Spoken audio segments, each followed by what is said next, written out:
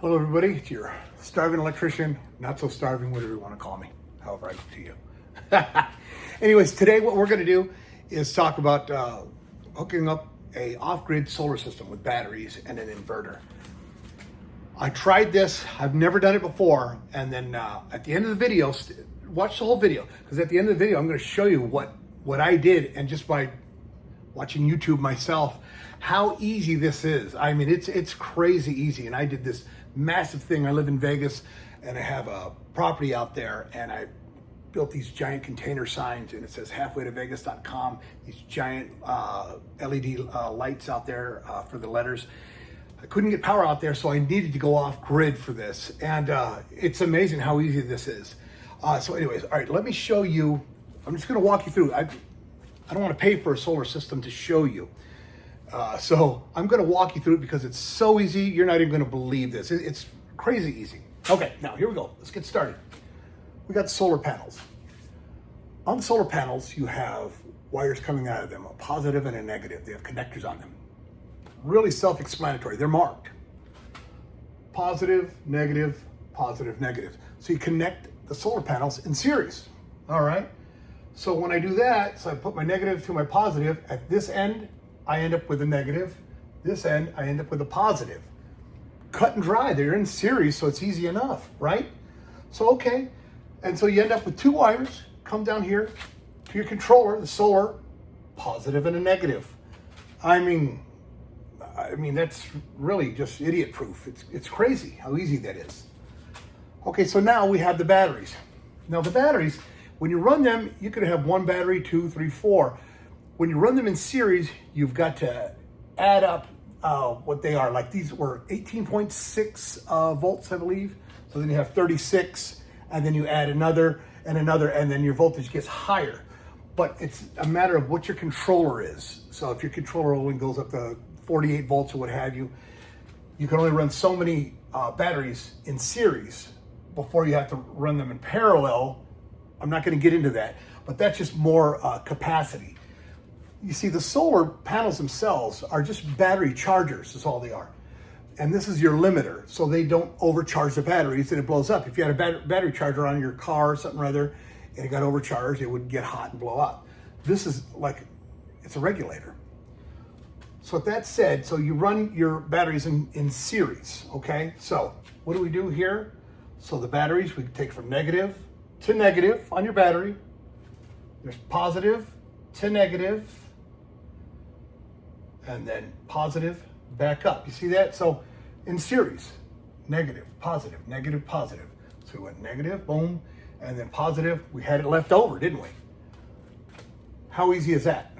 So you just add up the values of your batteries, whatever your controller is, whatever you decide to order off of the internet or what have you.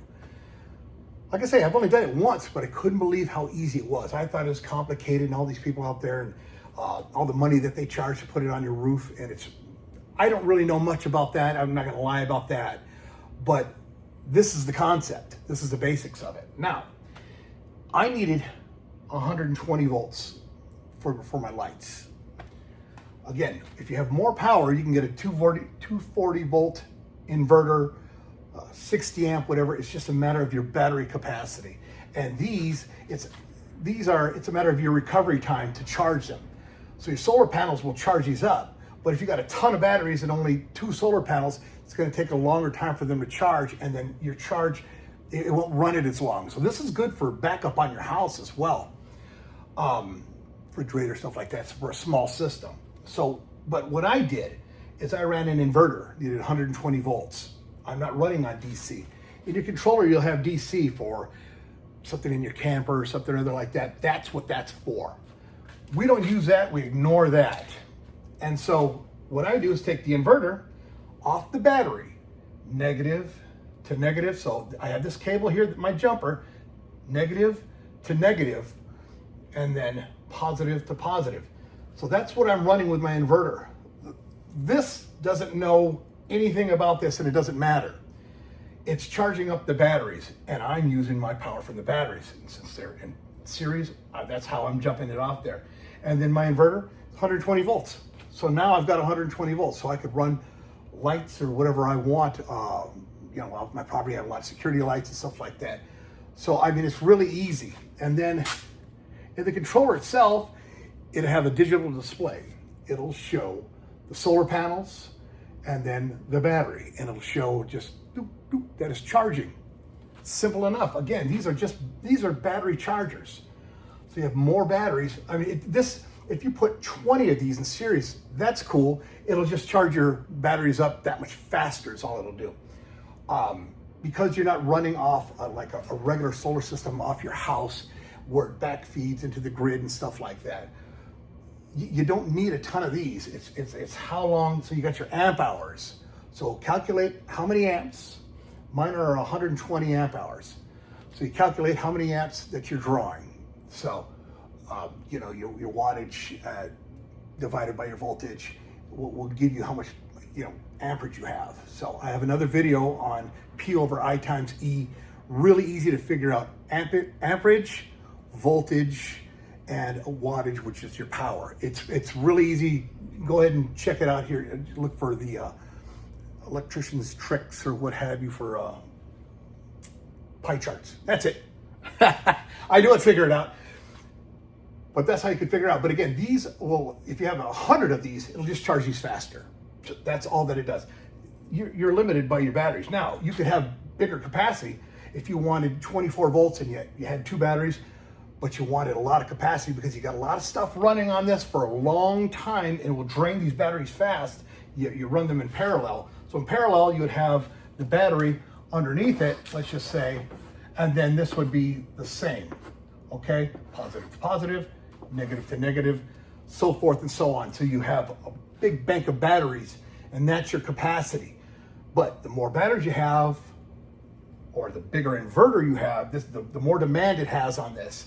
And so these will be working, it's not like they're gonna work harder, but it'll take longer. So if you have a gloomy day or something or other, these can't keep up. But if you have more batteries in parallel, you have a bigger storage bank, so you don't really have to worry about a gloomy day. Now you get into price and stuff like that. These batteries are probably about, I don't know, $300-400 a piece in some cases. So we got some really nice ones. But yeah, this is a basic off-grid, battery-operated solar system. I mean, it's so easy. It's crazy. Now, what I'm going to do is I'm going to show you. I'm going to get in there in the office, and show you a video of what we created at halfwaytovegas.com. The thing's insane. It's a everything Vegas type website, but the letters are 6 feet high and 4 feet wide a piece. So we're spelling those across these sea containers, this massive structure that we have in the middle of the desert. Of course, the county messes with us, so we can't get power out there.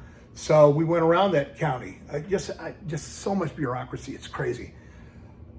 And so we decided to do this, and I tell you, it's so easy. I mean, I feel like I could start marketing it, that I could hook it up for people.